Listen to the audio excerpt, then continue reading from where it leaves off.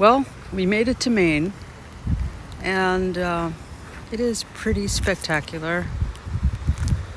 Um, and we're standing on an outcropping of rocks, which Ollie could not climb down, and it's very, very shallow. But he couldn't make it down the stairs because he couldn't see where he was going. So I had to pick him up. But here we are. We made it. Isn't that gorgeous? I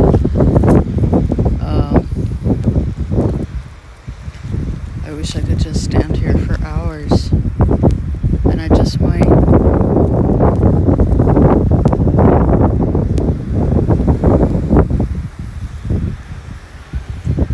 Yeah, it's pretty amazing. I guess that's Thunderhole out there. I'm not really sure about that, but he's charging ahead. He doesn't know where he's going, of course, and it's pretty steep here in some places, so I have to be really watchful.